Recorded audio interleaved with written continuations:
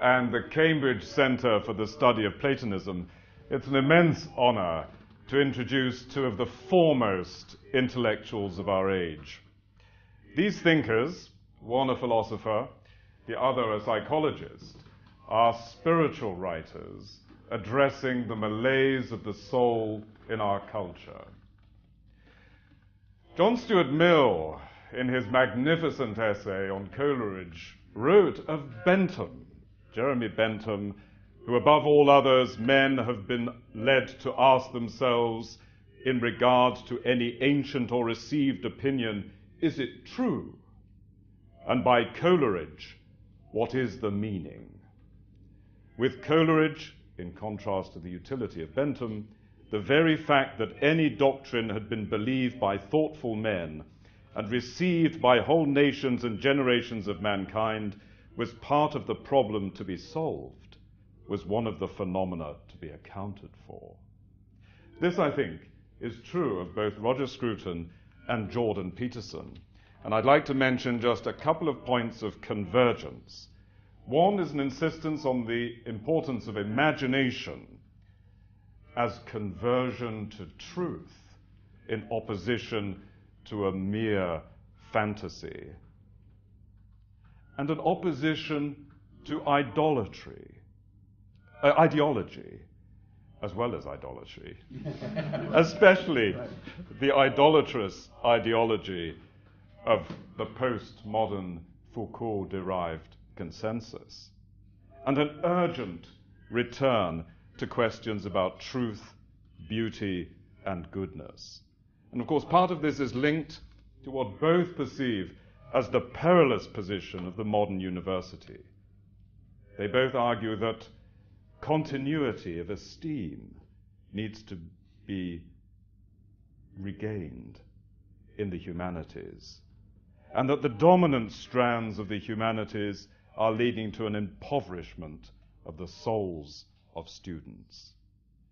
Narratives, both argue, are not just stories of power, but these narratives persist because of their truth.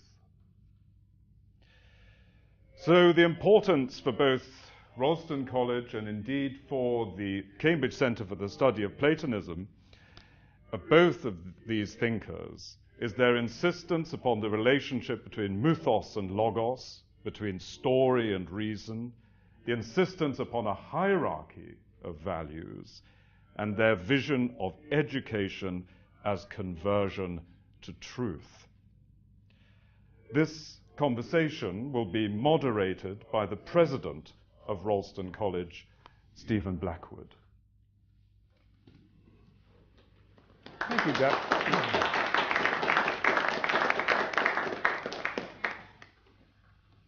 Thank you, Douglas, for those inspiring and grounding words, starting us off right in relation to the past that we wish to recover. Let me start, I think, with a very straightforward but perhaps difficult question. We're gathered around the theme, apprehending the transcendent, loosely to gather this conversation. And I'd like to begin by asking each of you, what is the transcendent? What does it mean for something to be transcendent? Well, let me start. I take a position which I attribute also to Kant, that we have a very clear negative understanding of it. We, as it were, advance to the edge of our thinking in so many areas, knowing that although there's nothing further that we can say, that somehow the truth has nevertheless not run out. So that negative view, I think, needs to be combined with a more positive view, which tells us that there are other ways, not just maybe not thinking, but some other way of crossing that boundary and, as it were, landing in the realm of the transcendent and knowing it from inside. I think, and that this is something that we understand very quickly in personal relations. That when I address you, I know that I'm addressing something which addresses me too, but from a place where I could never be. I couldn't look at myself from those eyes. And I can't capture the thing that is looking at me from those eyes. But nevertheless, there are leaps of the imagination which can put me in your point of view, and from that point of view I can come to understand exactly what I am, but in a completely different way from simply the ordinary empirical knowledge that I have of myself. And I think that sort of interpersonal understanding, I would say, we can adapt to all the other aspects of our world which are mysterious to us. Music, for instance. But that's a beginning. And I want to return to music a bit later. Jordan. Well, I think it's useful as an adjunct to that. So Roger mentioned that the transcendent is what we bump up against when we realize our ignorance.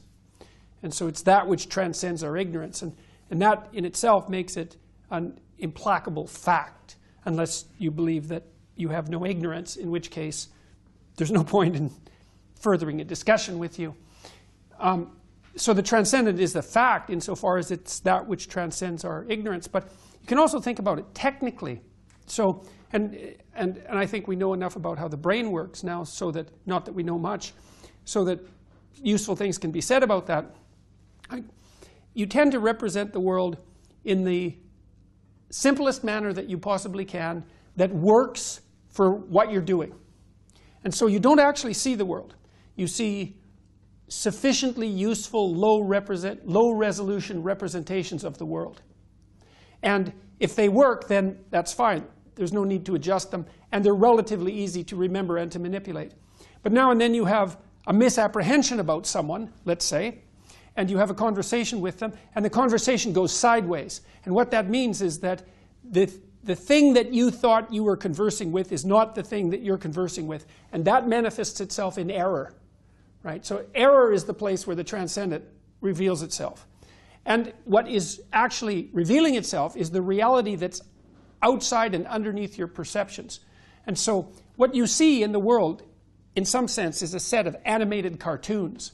And a lot of that is actually a consequence of you seeing nothing but your memory, because your brain is organized so that instead of going through all of the difficulty of having to look at the thing in itself, you look at what you assume to be there. And if you can get away with that, so much the better.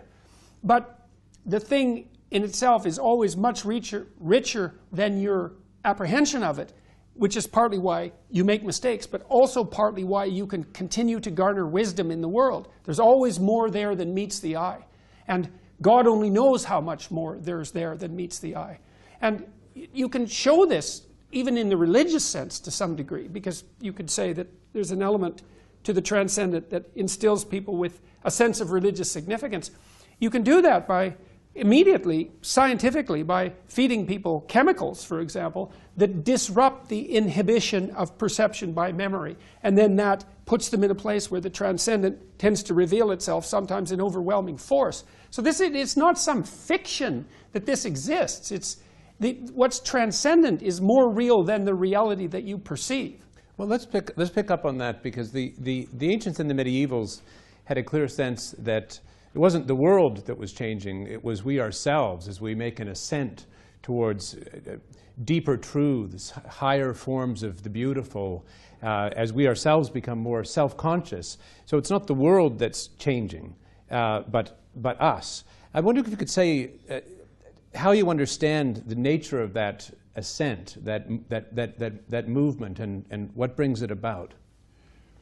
Well, I would be a bit wary of the metaphor of ascent. You know, I think in Plato it's quite clear what he meant, that he wanted us to actually to transcend our earthly perceptions and our earthly way of seeing things and look on the world from a God's eye perspective. And this could be done if we enter the world of the pure forms and so on, leave empirical reality behind. I think actually, insofar as the experience of the transcendent, as I understand it, is available to us modern people, it's not that way that we get it. Perhaps Jordan might be right that there are these drug-induced experiences where things open up to us because old barriers are suddenly swept away.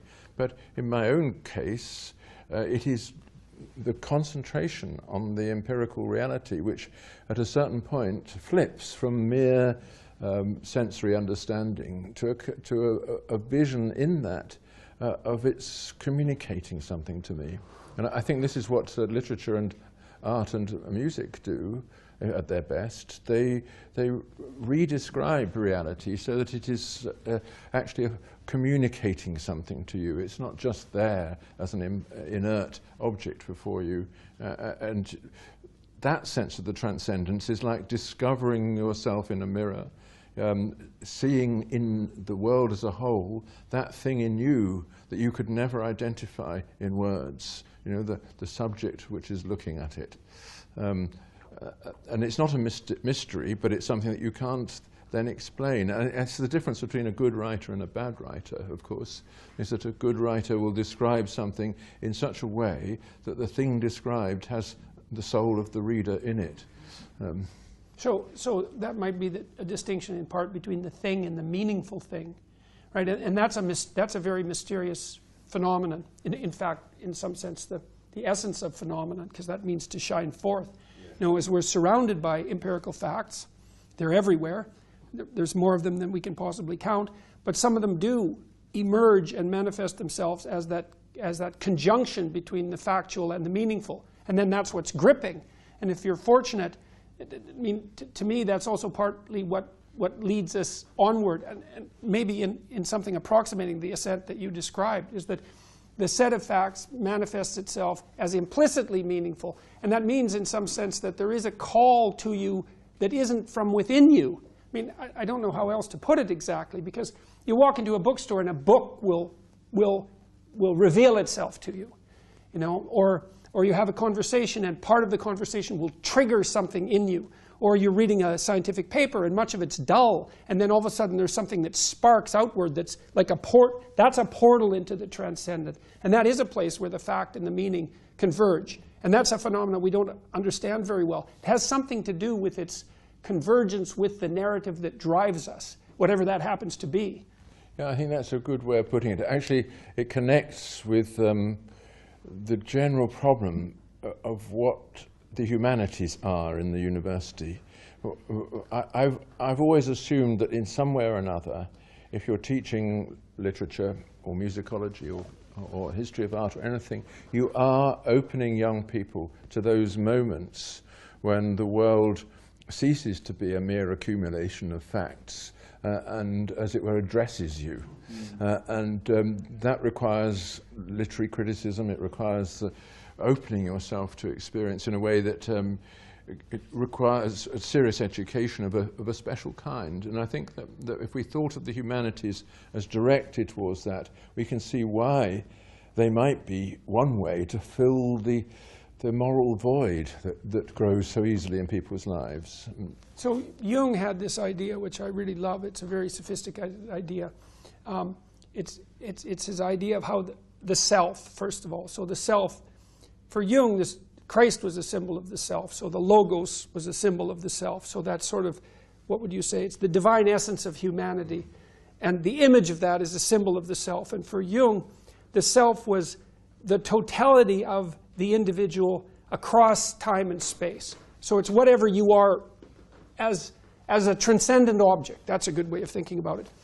And then you can imagine that transcendent object also has to interact with you and the world moment by moment. And his belief was that those times when that space of meaning opened up, so there was that convergence between the fact and the gripping of the fact, was the manifestation of the self, which is this transcendent object, in the specific moment of time and space, and therefore a call forward to move towards revealing that totality as much as it can be revealed. And so it would be partly, and that would be partly revealed by then following a meaningful pathway. And it would be the case that if you're engaged in the teaching of humanities and literature, that you are trying to engage exactly that part of the person. It's to pull them into the story and have that open up to them, and then that's a portal. It's not words on paper. It's a portal to their further development towards this the manifestation of this higher and more transcendent mode of being. That's like the Hindu idea of the transition from samsara to Brahman, isn't it? That you suddenly pass through a barrier that can't actually be described, because you can only know it when you're on the other side of it. But when you're on the other side of it, you're looking back at the thing that you've left and seeing it in, as it were, for the first time, and knowing what it means. I guess that's connects a little bit with what Douglas was saying about Coleridge. That Coleridge was an advocate of a form of education, a form of knowledge which shows the meaning of things, as opposed to the mere facts accumulated by Bentham and people like that. Both of you have done quite deep dives into 20th century totalitarian ideologies. Both of you have been very trenchant critics of the ideology, the various forms of nihilism in our own culture. But I think all of us tire of a kind of negativity that has come to be very prevalent in our culture. Not simply the nihilism, but then we can criticize the nihilism. We ought to criticize it. Both of you have been brilliant critics of it. But what I take to be at work in both of your in the work that both of you do is not fundamentally criticism, but a turn towards something positive, a recovery of a sense of the transcendent. I'd like to have a turn for a moment to what does that recovery look like? Where do we start? Well, if we're thinking intellectually, the world of scholarship and education that we both belong to has turned, as you say, in this negative direction, always preferring debunking explanations of everything, reducing them to the lowest motive, that it's not truth but power that we pursue, and all that Foucauldian nonsense. And I think the only response to that is to come up with bunking explanations, so to speak. Try to put back into the subject matter one's own inherent belief in it, and to recognize that, that we're not around on this earth for very long, and we do have an obligation to find the things that we love and not the things that we reject. And that those things that we love, the best way towards them is to look at the things that other people have loved. That's what a culture is. It's the residue of all the things that people have thought worthwhile to preserve. And teaching that will again reconnect us to what matters. Well, and there's also ways of providing a pathway forward by making the Foucauldian arguments, let's say, about power more high resolution. And one of the things that I do in my lectures, in my public lectures, that I think is rather comical, is to take and poke fun in some sense about the idea of power as the fundamental foundation for the hierarchical structures of the West. I think, well, you can think of the West as one large-scale, low-resolution, totalitarian tyranny, the tyranny of the patriarchy, or you can decompose that, which is, in some sense, is to transcend the concept. And I think, well, I ask my audiences what they think about the tyranny of plumbers or the tyranny of massage therapists. Well, because it's dead relevant. It's like, let's say you need a plumber, and you do need a plumber. Everyone agrees that you need a plumber, and because there's hell to pay otherwise. And then the question is, well, how is it that you go about selecting a plumber? And the answer isn't that there are roving bands of tyrannical plumbers that go door to door telling housewives that if they don't use their services, the service of the most tyrannical plumber, that there'll be mafia-like consequences. What happens instead is that you look for the plumber who is most able, in your estimation and in his reputation as distributed through the community, for being able to fix pipes and run a business and engage in an honest transaction with you. And that's competence. That's not power. You see, and what I see as most corrosive about the postmodern types, especially those who've derived themselves from Foucault, let's say, is that the idea that every hierarchy, or the hierarchy as such, is predicated on power is actually an assault on the idea of competence itself. And that, in turn, is an assault on the idea that there are real problems that can actually be solved. Well, then if you dispense with all that, and it's only power, there's no real problems to be solved, and there's no noble ways of solving them, even in as concrete a manner as a good plumber would solve them, which is not a trivial thing. And so then you deprive people of that sense of purpose in their life, even at the high resolution levels. You know, and I've insisted in my lectures that, you know, if you're the sort of person who runs a small diner, that it's incumbent on you to run the highest quality small diner that you possibly can. Because what you're doing there is not merely providing people with basic nutrition. There's way more to the space than meets the eye.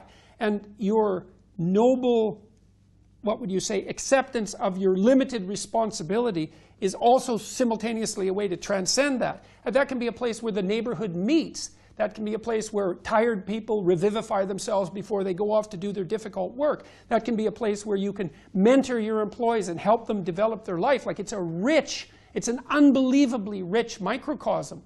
And to take on the care and tending of that microcosm as a responsibility is also a great pathway to meaning, and a necessary, and meaning is something that's, well, not epiphenomenal and not dispensable, but absolutely central to human thriving in the psychological and practical sense.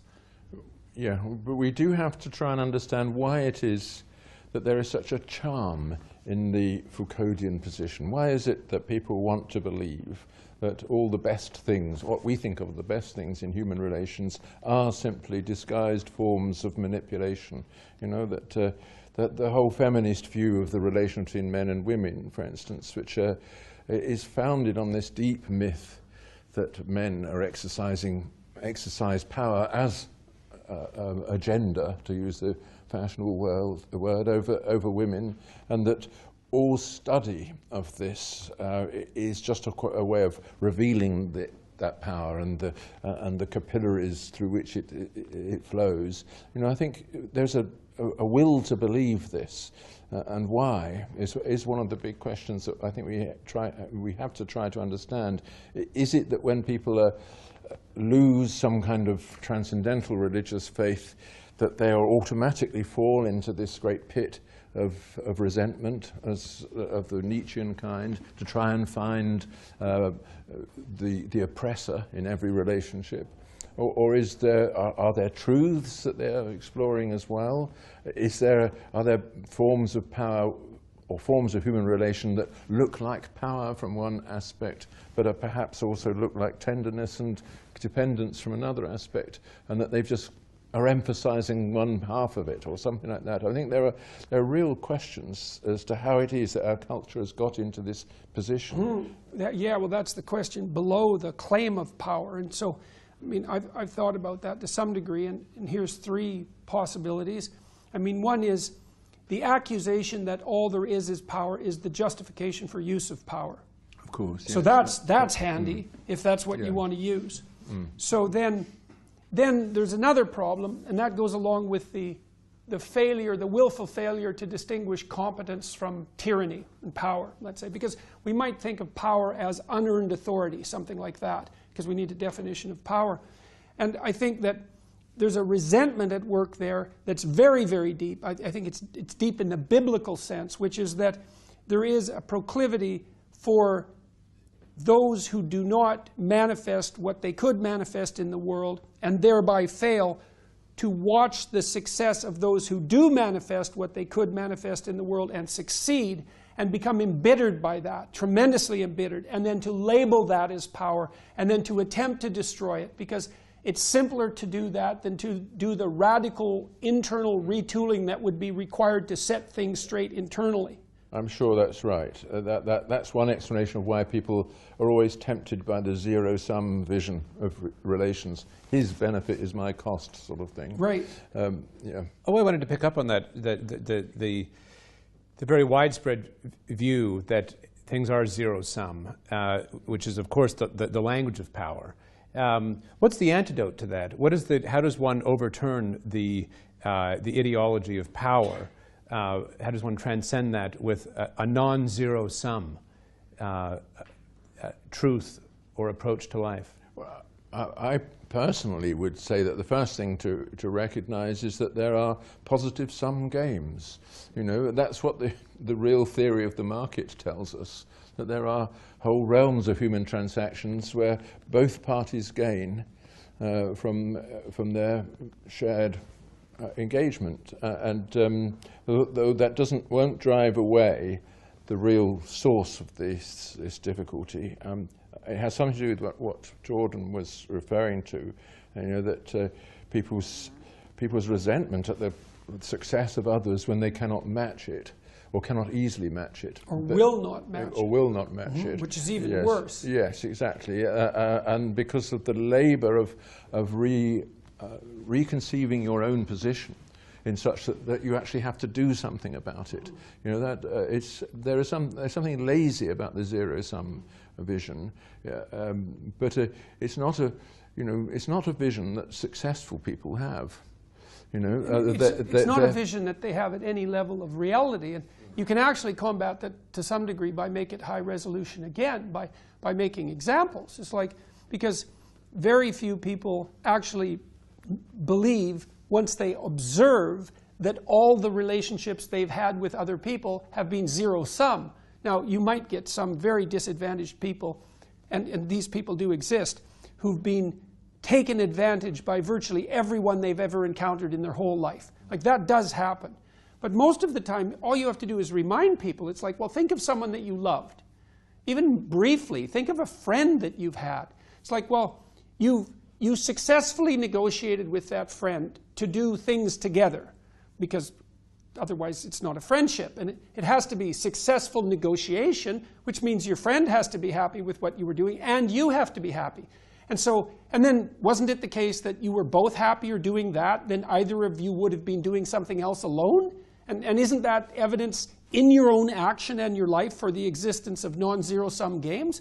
And they're dependent on successful negotiation. Is we can both have more than we would otherwise have if we can come to a consensus about what we'll both pursue.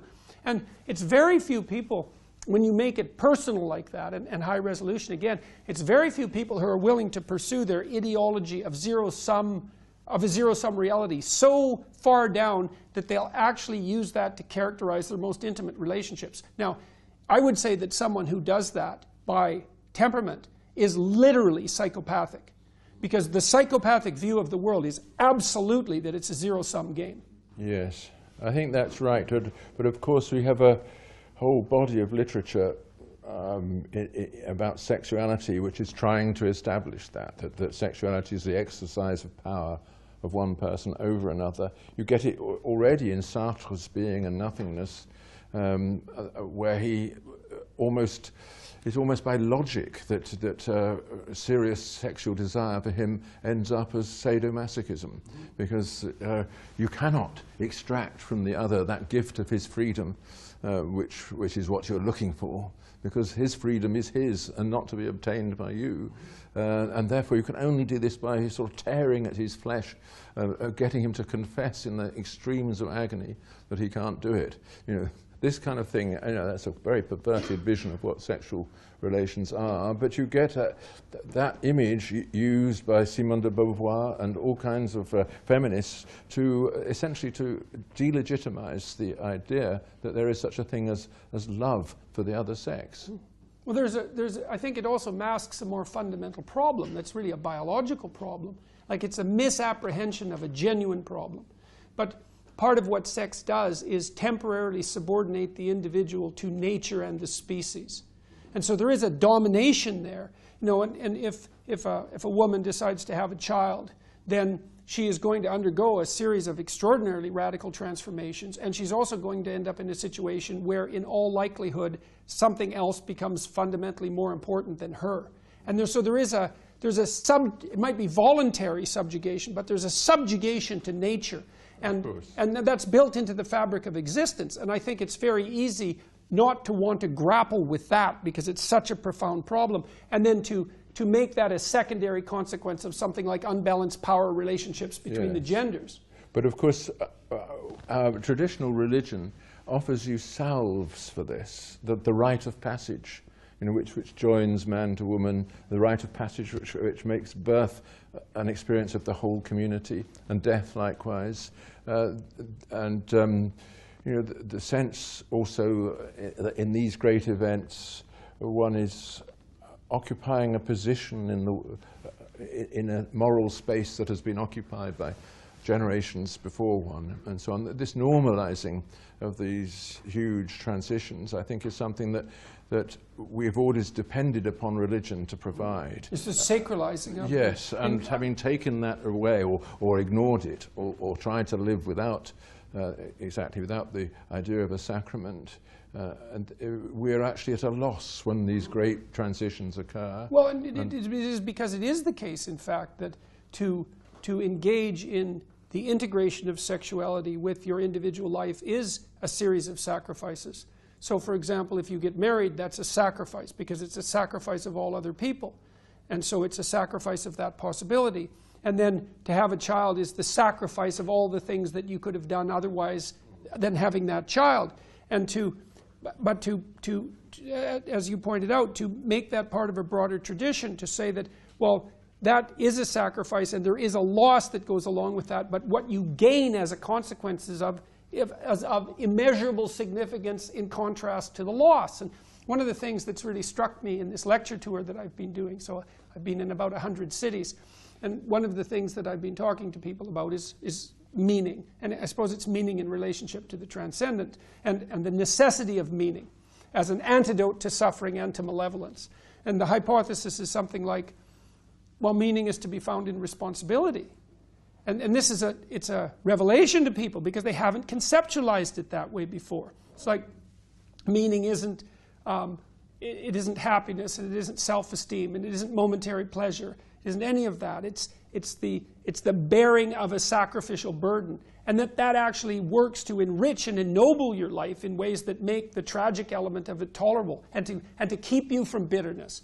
And so these things that are put forward as subjugation, like the subjugation of woman to the catastrophe of birth, let's say, or even the indignity of patriarchal union, is all of a sudden something that you can take on as an aspirational goal rather than something that's a mere imposition on your moment-to-moment freedom. It's a relief to people to hear that and to know it. Of course. No, I agree with that.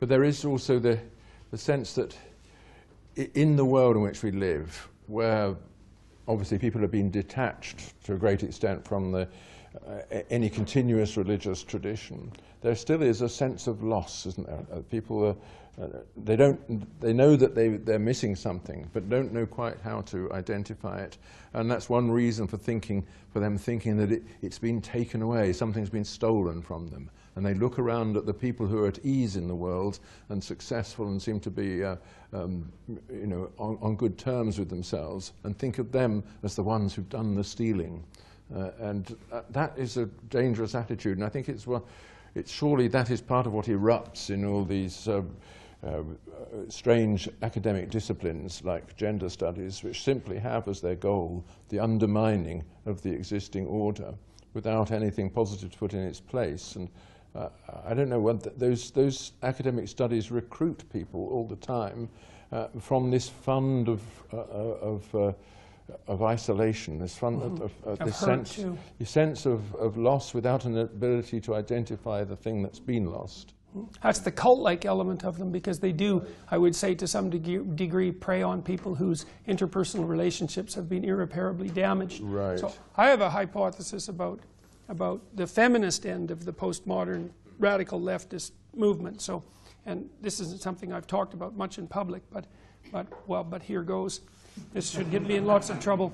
So and there's a variety of things that are tangled together here. So we don't know how female biology would manifest itself politically.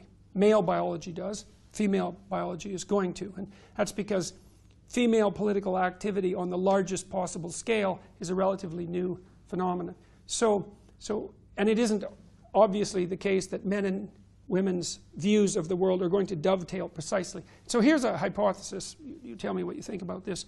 So one thing that a woman really wants to know about a man, or perhaps you might say one thing that femininity wants to know about masculinity, is that it's not a predatory tyrant.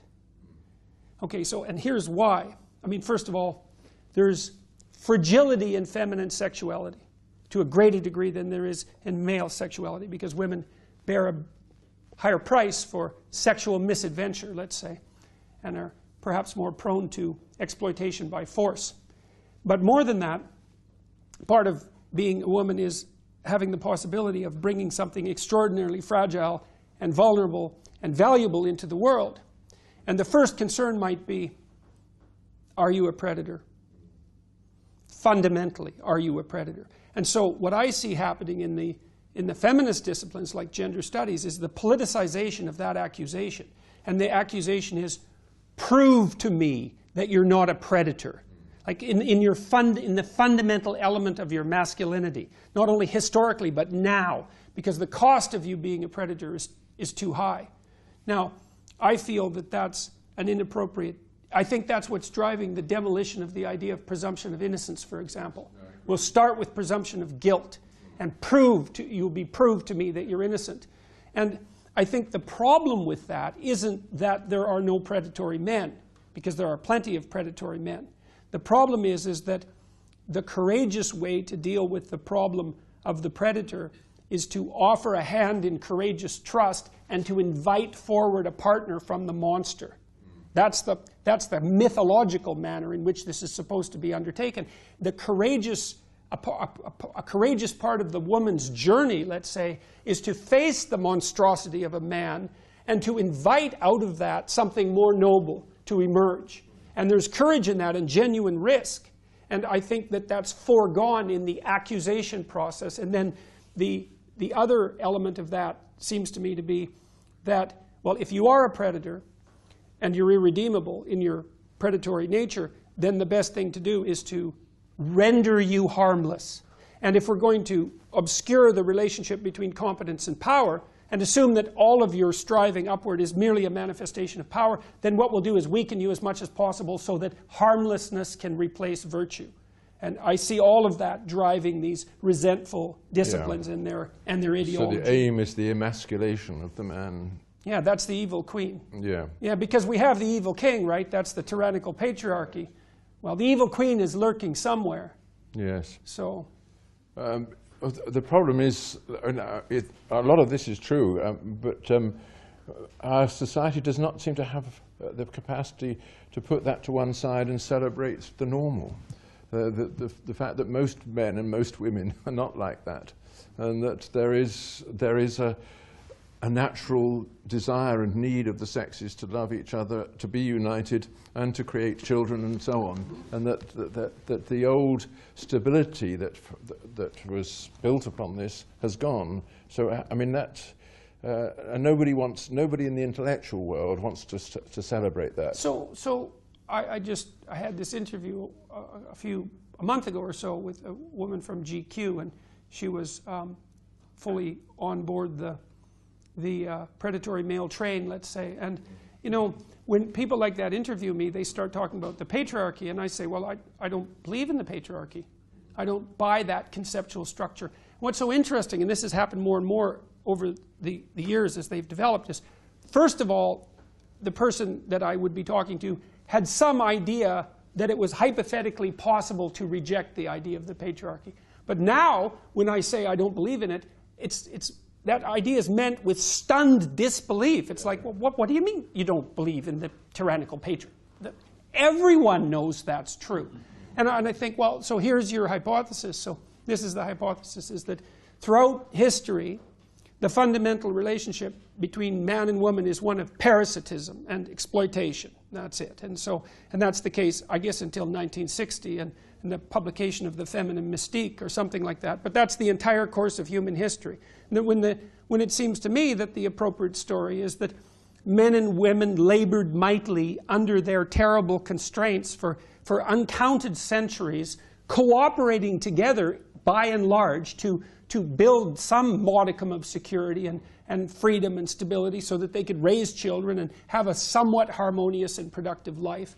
And all of a sudden it's become not only questionable to put forth that as a proposition, but somehow tyrannical in essence just for positing it as a reality. But that's partly because, isn't it, because of this peculiar view that that underlying all this, there's a kind of social structure that this is being created. The distinction between men and women doesn't have its basis in nature.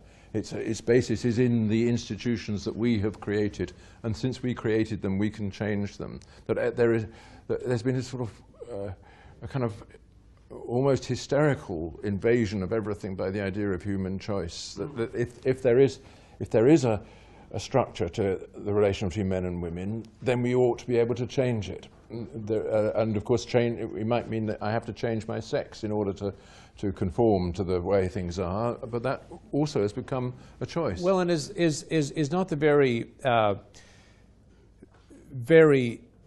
constant focus on division, whether between man and woman, or between left and right, or between this race and that race, or any other way in which we might divide people according to groups, isn't that very polarized that fractured polarization a sign of a loss of a common human culture, of a universal plane in which we all are as human beings, and so if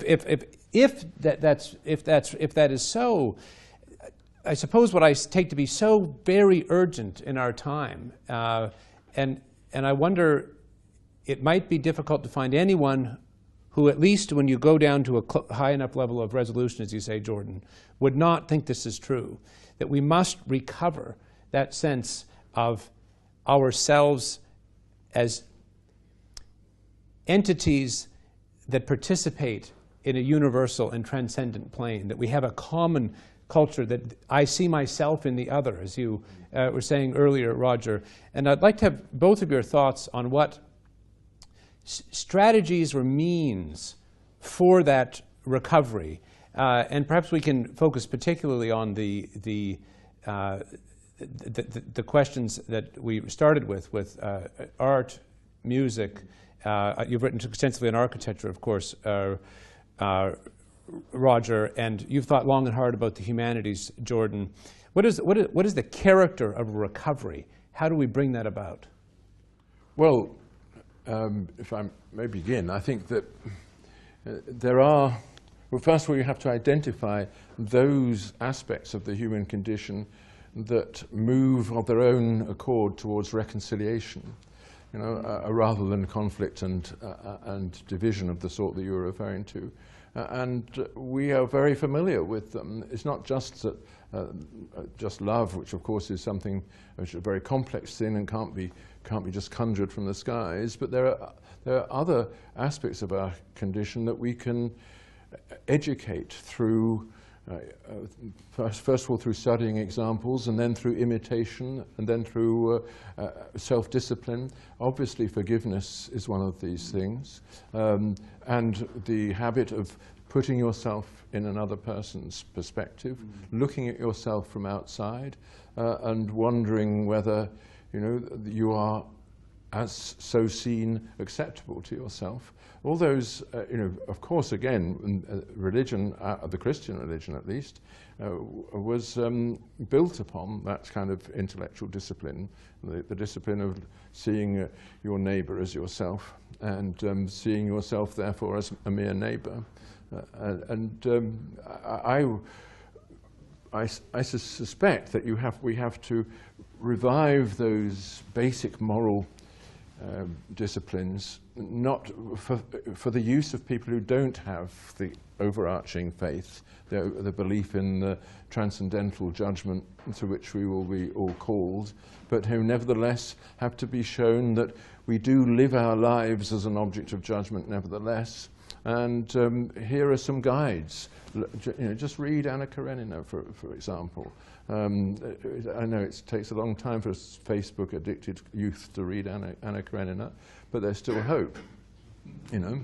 And they're likely to listen to it if it becomes an audiobook. Exactly. So Well, because maybe more people can listen than can read. I mean, so let's think about literature for a bit. And so now, if you read something like a Dostoevsky novel or Anna Karenina, you're not really reading the account of a single person's life. What you're reading is, it's like the author has taken a variety of lives and amalgamated them and unified them into something that's like a compilation of lives. So it's like life writ large. So that's what fiction is. It's more true than reality, because just like a mathematical abstraction can be more real than the thing that it represents in some sense, the fiction is, it's like a portrait. If you sit for a portrait, you'll sit and the artist will paint you, and then you'll sit again, and then you'll sit again, and then you'll sit again. And so the portrait is actually a composite of you. And so it's got a richness sometimes that a photograph can't match. And a fictional character is actually a composite of many people. And so the opportunity to read a great work of fiction is the opportunity to place yourself in the perspective, not of merely another person, like you do in normal discourse in a mundane setting, but to place yourself in the perspective of a compiled character. So I've experienced that extraordinarily powerfully with Dostoevsky's Crime and Punishment, to put myself in the position of this student who was nihilistic and who had every reason to commit murder. And it's an unbelievably intense novel because everybody in the novel is hyper real. And we think of fiction as falsity or as untruth, and it's not. It's abstraction, and abstraction isn't untruth. It's more than truth often. And so the humanities can help us walk through the souls of others. And because we can imitate, and it's one of our primary remarkable, miraculous abilities, we can imitate the compiled characters that we encounter in literature and mythology and religion. And that does help flesh us out and ennoble us. And we can I just wrote the foreword to Solzhenitsyn's 50th anniversary version of the Gulag Archipelago, the abridged version, and I ran across his fervent wish that people could learn from what he communicated, all the horror and suffering, to put themselves in the position of both the perpetrator and the accused simultaneously, and to decide that that's not the road to walk down. And so the advantage of placing yourself in the position of other people is that if they're good people, then you can be like them, and if they're not good people, then you can avoid that pathway. And then you don't have to learn that through the agony of direct personal experience in the short span of your life. There's nothing greater than you can do for people than to introduce them into those patterned stories so that they can gain from the catastrophes of the past.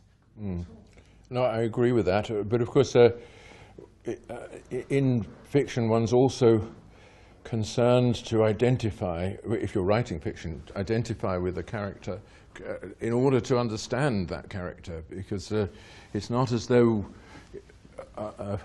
you can't actually grasp a character from the outside. You have to be able to see through his eyes what the world is in which he is, and that is, I think, an exercise of the imagination which I value greatly.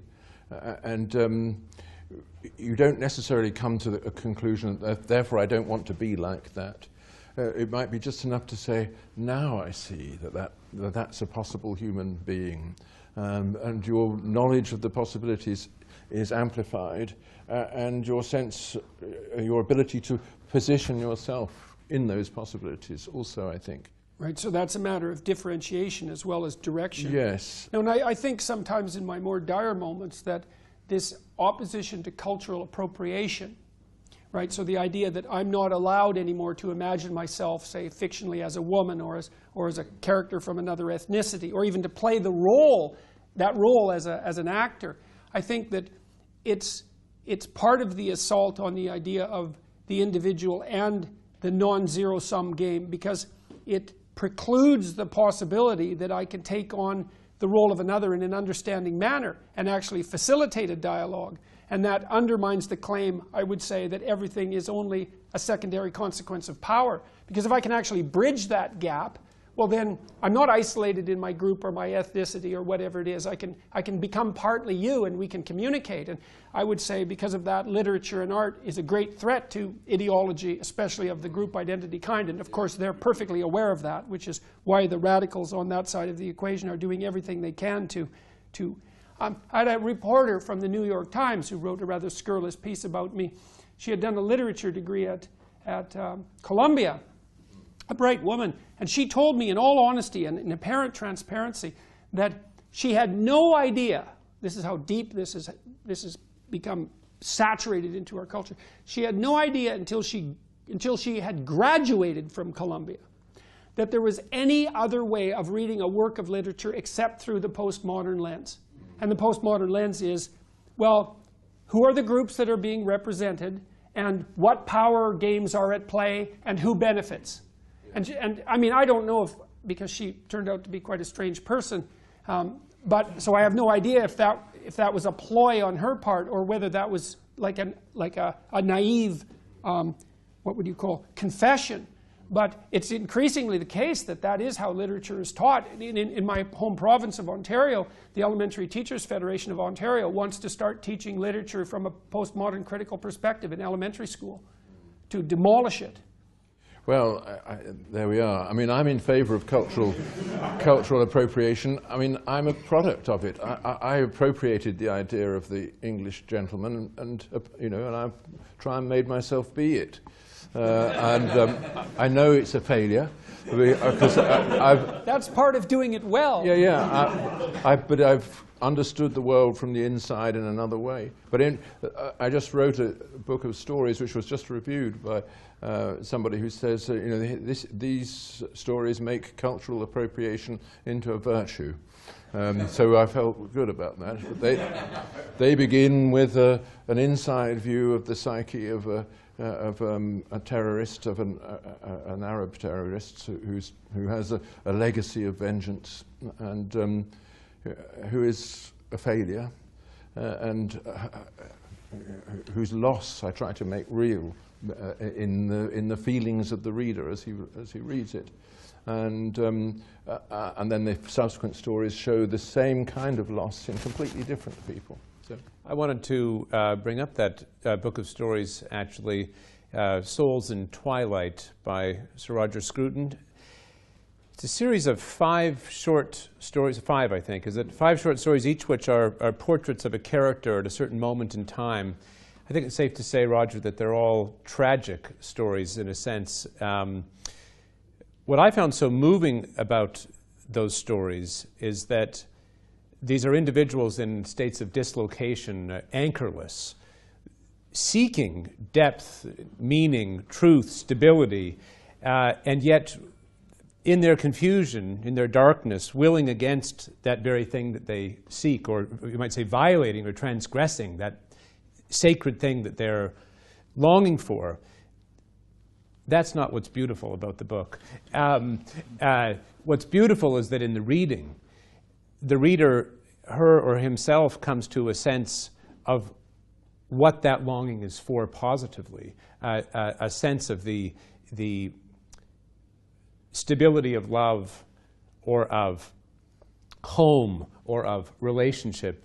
And I suppose what I want to ask following up on this is that seems to me a profoundly redemptive vision that you have in those beautiful stories, Roger, that it's showing the persistence of the beautiful and of the good, even in its absence, that I can read that story and have a perception of what positively I am looking for. And just to refer to something that you say in one of your books, Jordan, that even through an experience of evil, one can develop an apprehension of what the good is. And I'm wondering if you could each say something about either there is a reality to these transcendent things, or there is not. It's either just a construct, goodness or beauty and truth, or they have a transcendent and sovereign, persistent reality. And I'm wondering if you can each say something about the persistence or sovereignty of these things, even amidst our darkness and suffering. Well, I would say that in tragedy, when tragedy is really effective, there is a redemption offered in this through suffering. That we encounter the possibility in tragedy that a human being can, through the most noble motives, also bring down upon himself destruction. This destruction is no different from the destruction it's going to afflict all of us in the end anyway. But here is somebody who has faced it down in some way, that his nobility of nature and his ability to go out towards others in a condition of love and reconciliation has not been taken away from him. And the spectacle of that is all the more intense because, nevertheless, death intervenes and takes him away, as it will take you and me away, but without having had the chance to reveal our nobility or even to acquire it. So I think that for that reason, it's very important that in literature, noble characters are seen in a condition of loss sometimes, and their redemption comes because even though they've lost what we all must in the end lose, there is that in them which is struggling towards reconciliation with their own condition and with others. It's the sense that they are living as another and not as a self. That's I think is a crucial thing that we see. The Gulag Archipelago is often viewed as an endless documentation of the horrors of the Soviet enterprise, but it was an investigation. It was an experiment in literary investigation. And that isn't what the book is about. The book is about Solzhenitsyn's observations of people in those terrible situations who did not contribute to the terror and who transcended it. And the unbelievably powerful impact observing that had on him, and the personal transformation he underwent as a consequence of observing those people, and the decision he made because of seeing them in their ultimately tragic circumstances, transcend that to transform his life from the bottom up, and to write this great book and to reveal the utter catastrophe of that entire ideological movement. And so you do see the light most clearly when it's superimposed against the darkest possible background. And great literature which pulls people way down into the depths and in this compiled fictional manner, then it also does at the same time highlight what's the opposite of that. So, in my reading of your work, both of you, there's an implicitly theological character here, and we can't speak about the transcendent in a certain sense without being theological. Why is it that we can't the lights just can't be completely shut out? I mean, if evil and darkness were the sovereign principles, as it might we say metaphysically, well, the lights could just be completely blackened, and yet that's not what we see. And I'm wondering if you would each comment on what you take to be what might be a theological articulation of the facts on the ground. If the facts are that you can't shut the lights right out, that they're still there, what's going on there? I totally agree with what Jordan said about the Gulag Archipelago. And that goes back to Dostoevsky's From the House of the Dead. His account of being in a tsarist, much milder kind of imprisonment, but nevertheless it was full of... Almost a vacation home. Yeah, in comparison. No, I agree. But nevertheless, he described these characters for whom everything had been taken away. But he also notes that in each of them I can find the spark of God, something which Janacek repeated when he made this into that wonderful libretto for his opera. And Janacek tried to show in music how these derelict characters will suddenly shine with that light from another source that doesn't come just from what they are in those circumstances, but from something higher. And I think you know, I would say one is always obliged to use metaphors when we get to this point. But it is true that you can find in someone, even in the most deprived and desolate circumstances, that on which you can blow to cause the spark once again to light up inside him. And that is as far as we get to meeting God. But there is no reason to think that we need to get any further, in my view. That's what everybody saw in Maximilian Kolbe when he offered himself in Auschwitz for, as a sacrifice, and why he was canonized. You know, suddenly you see that there is something else in all of us, which in circumstances, however severe and deprived, will shine with a different light and make those circumstances worthwhile because they produced that light. And it could be, in some sense, the mercy of God that keeps him hidden from us. Because if you imagine that your sacred duty is to blow on those embers that you described, even among people who are in desolate straits, then every time you fail to take that opportunity, then you tilt things badly towards what they shouldn't be tilted towards. And it could be that the revelation of your inadequacy in the face of that moral duty, which would be in some sense equivalent to an encounter with God, would be enough to tear you into pieces. And so maybe you get glimpses of that now and then, because that's all you in your current depraved moral state could stand of seeing of the face of God. Yes. And I think there's something to that. That's what Simone Weil says, things to that effect, I think. Yeah, and yes, I often heard in the old communist days when I used to travel around Eastern Europe and meet people who are in really dire straits, they said similar things. You know, that God would reveal himself, but in these circumstances, the revelation will be something too strong for what I could bear.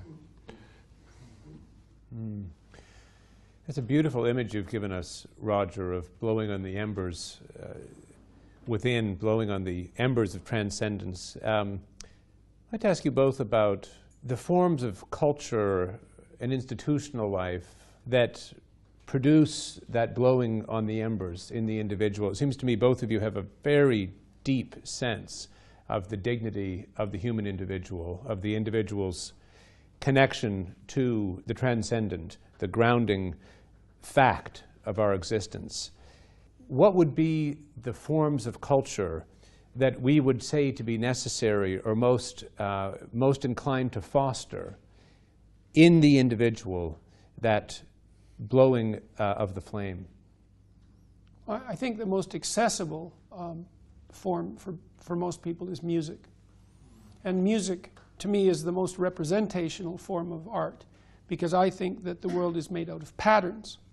And we perceive some patterns as objects, but fundamentally it's patterns. And what you want is all the patterns of the world to interact harmoniously in something where every element is related intelligibly to every other element.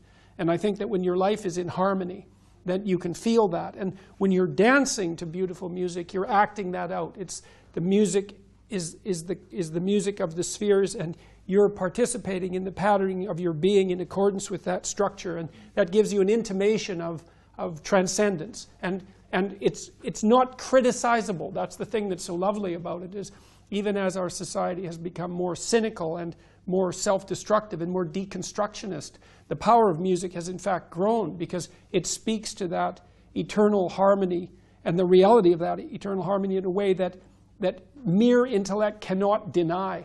And I mean, I was always amused. I went to this show, the Ramones, a punk band from New York. It was the loudest concert I'd ever heard by a good factor of 10. My ears rang for like 3 days afterwards. And there were all these like nihilistic punk rockers all crammed into this theater. And below me, there was a mosh pit. And it was like ants on a frying pan. They were just smashing into each other and throwing people around up above them. And it was quite rough. And they were all having this beautifully transcendent musical experience which belied all of their nihilism. And they absolutely thrived on it. It was like, and even the lyrics were harsh and nihilistic, but it didn't matter, because the music, even if it's in its rough form, was something that united them in the sense of this like patterned beauty and brought them together. And so exposure to music, people die without music. It's like music is everything. I mean, it's not everything, but I beg to disagree about the beauty of this particular experience.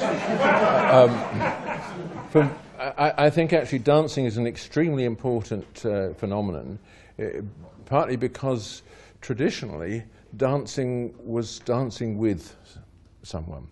The with has been taken out of dancing. And the head bashing and so on that goes on with heavy metal and the like is dancing against someone.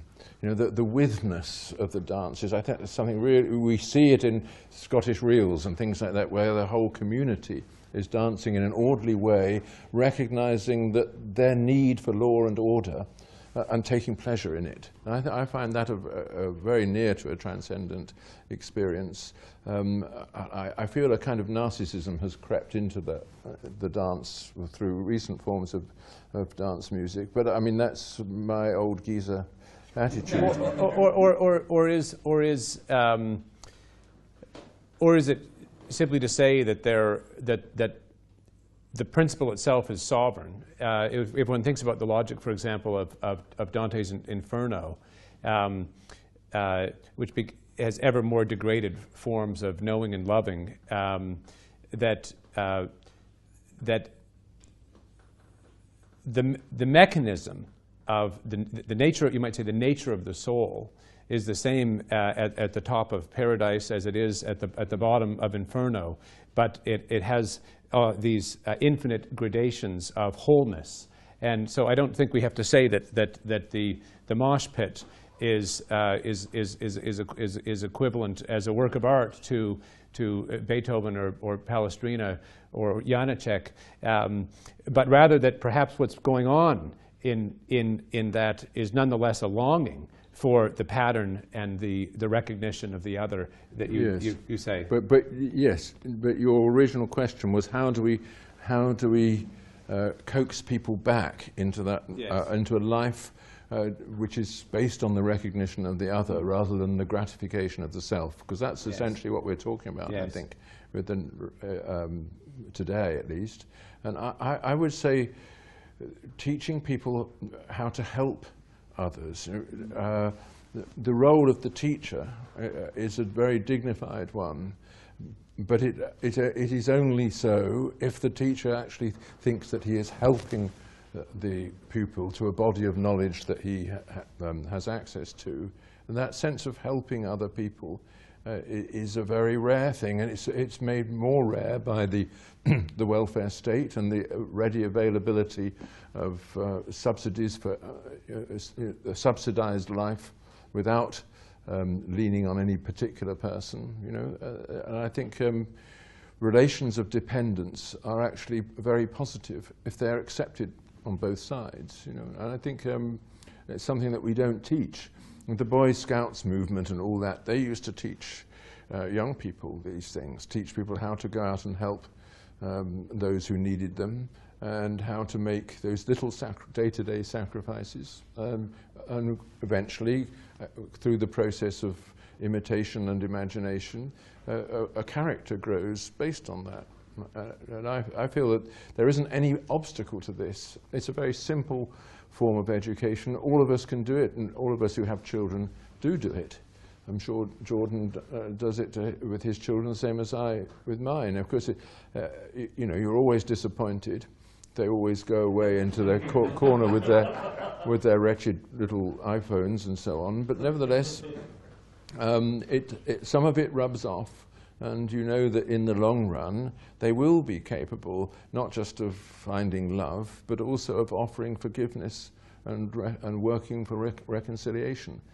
I don't think in the sort of narcissistic culture which is propagated by the media and by the universities that they're being pointed in that direction. That is true. But then it's up to us to point them in another direction.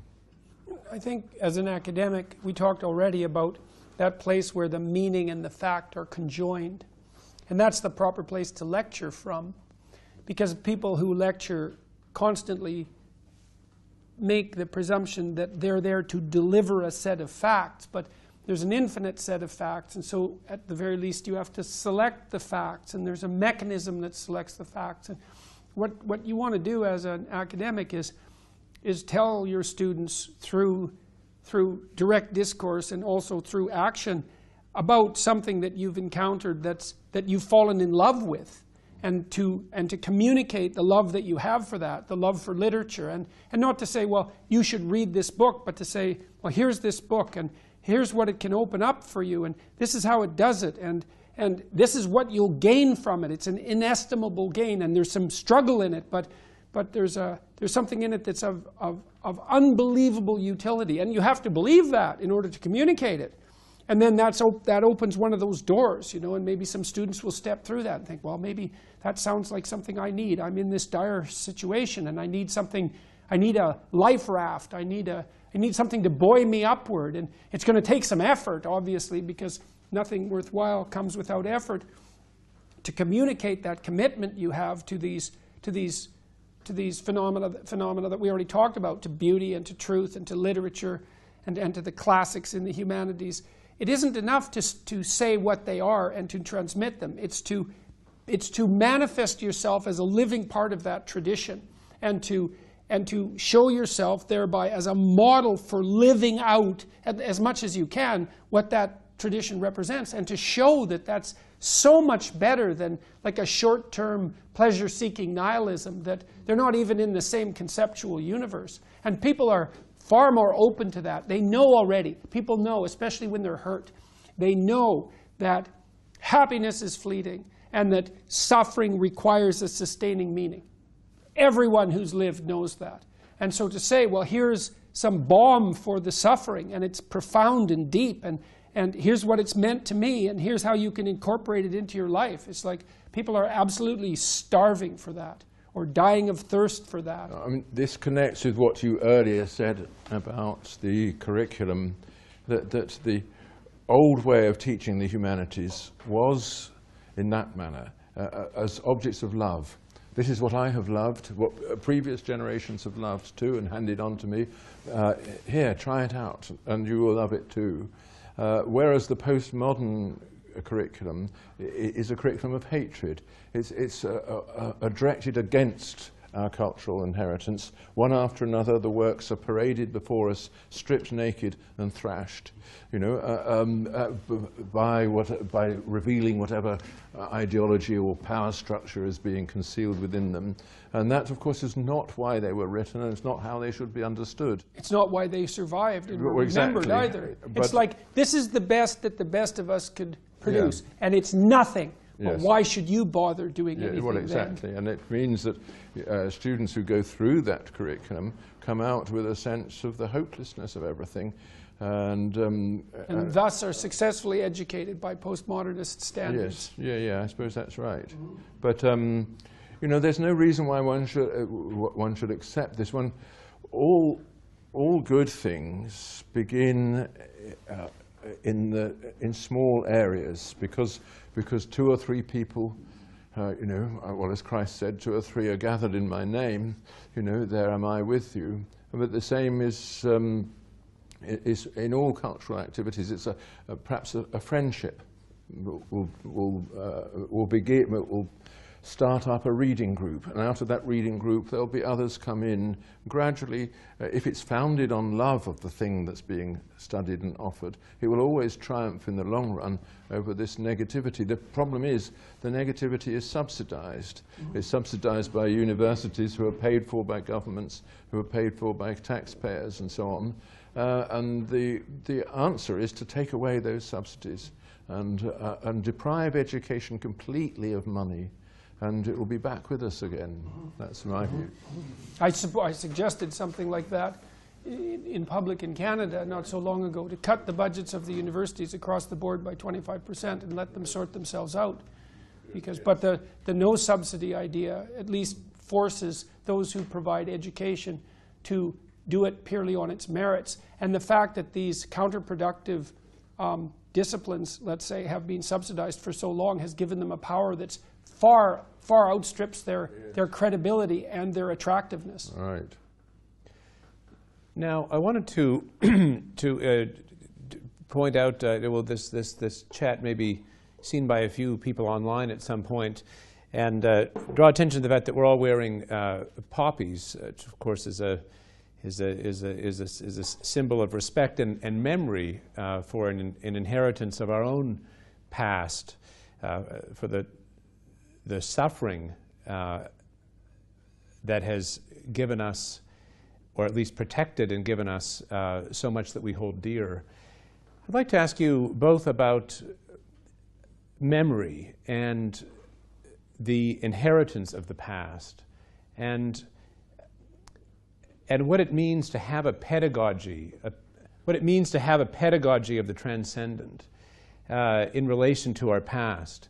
How do you open those doorways, and perhaps if the Spirit moves you to speak about works that you love, that you've been able to open up to others?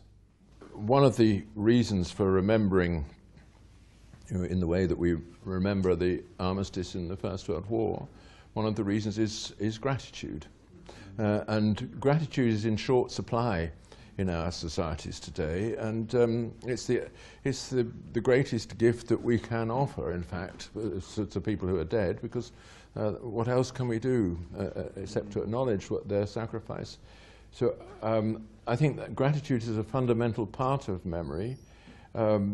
There are, of course, accumulations of guilt and so on, and those are being emphasized all the time in the postmodern curriculum, all the ways in which we are not entitled to our inheritance.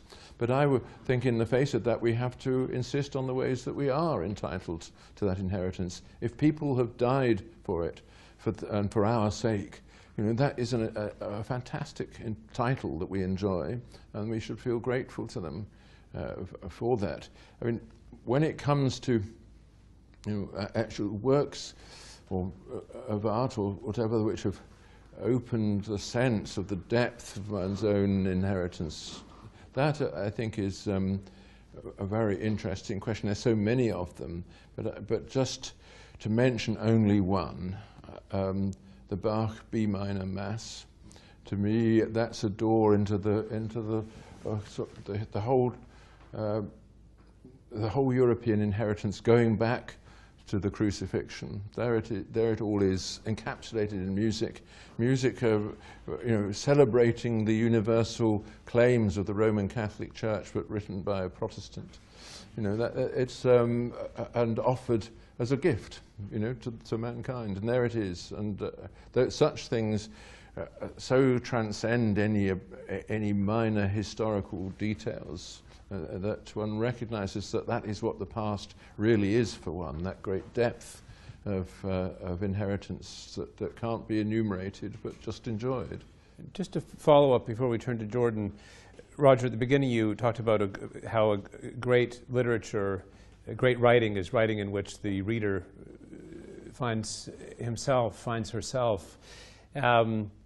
Taking Bach's Mass in B minor, you've spoken about this unfolding of the self that is found in these great works, or the reflection of the self. I know, or at least I think you've written about the unfolding of the theme of that Mass in particular, but certainly in other of your writings, the unfolding of the theme in music. Could you say something about I know that's a huge question, but the way in which the unfolding of the theme in music is an unfolding of the self? It's a really provocative way of putting it. It is true that when you listen to a theme in music, you're not listening to a sequence of notes. Something begins in that first note and endures to the final note. And it goes on all the way through, even though there are spells of silence. It's still going on in the silence. So that our ability to hear something as a theme is already a contribution that we make. It comes out of us. So we've identified with that movement. That movement is there in the world because it's there in us.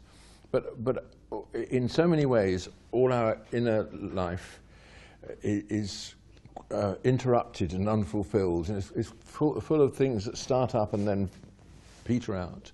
And I think that is one of the fundamental experiences of human beings, that there's an inner disorder, that things never actually come to a conclusion. But here, uniquely, movements begin and come to a conclusion. This is, and that conclusion is complete. It's a satisfaction of the unsaturated nature of the first movement, of the first beginning theme. And it's an experience. Why do we value that? I think we value it in the same way as we value tragedy, because it gives completion and closure to things that otherwise wouldn't ever have them. And things that are transient as well, yes. Because it does have a beginning and an end. And the end doesn't invalidate the utility of the entity. That's right. So in gratitude, I mean, that was exactly the theme that sprung to mind for me as soon as you asked that question. I mean, one of the things that I find profoundly disquieting about the modern radical, what would you call it, ideology that is so unfortunately dominant on campuses among young people, is that it's unbelievably ungrateful. And when I walk outside and there's not a riot and death in the streets, I'm having a good day. That's my sense of history. It's like I'm constantly staggered by the fact that so much works all the time. It's absolutely... I met this guy a while back, and he'd been in a motorcycle accident. He really got hurt, man. He was pretty much half destroyed. And he worked as a telephone lineman. He worked with this guy who had Parkinson's disease, who was equally destroyed in a slightly different way. And the two of them together could climb up a telephone pole and continue their job. And I thought, this unbelievable infrastructure we have that is just an absolute bloody ongoing miracle is sustained by people exactly like that. You know, they're having very difficult lives. In a country like Canada, they go out in the middle of the bloody winter where you die. It's frigid. And something breaks and they fix it and the lights are on. The lights are on all the time. And I come to somewhere like Europe, and to me it's an absolutely overwhelming experience to see King's Chapel today, to wander around this city. I'm just staggered that people produce this, and so amazed that we could do it, and so grateful that it exists. We were talking about King's Chapel. The people who started it didn't live to see its completion. They were driven by this nobility of transcendent vision, and they produced these enduring forms. And out of the bloody misery of history, we've erected all this spectacular infrastructure that we're so fortunate to be part of. And none of that gratitude is taught. And it's partly not taught because people have no sense of the absolute catastrophe of history. I mean, for me, the Hobbes, it's like nasty, brutish, and short. The simplest and most likely social circumstances, catastrophe punctuated by hell. And to see that not happening in a sustained manner constantly, and to see things improving around us, and to be reliable in that manner, and then not to be grateful for that. It's like, it's an unbelievable combination of ignorance and ignorance, ingratitude, and willful blindness. And it does no one's soul any good. It's so good to walk down the streets of a beautiful town like this and to be open-mouthed in non-ironic amazement at what's here. And to not instill that sense in young people, for them to understand that they are standing on the bones of generations of people who suffered to make this possible, despite all their errors, and have brought this forward. It's like... Yeah, well, Hobbes is a very salutary lesson, actually, because he did look into the abyss and stepped back from it and reported on it, and as did Solzhenitsyn, and we post-war baby boomers haven't had that experience. I had a little glimpse of it in the old communist days, but we only saw the edge of it then, you know. Still, the sense that it is there, always beneath your feet, and that the crust is as thin as it can be in certain places. That, I think, is something that young people do need to be taught without making them get gloomy about it, but to recognize that they're lucky.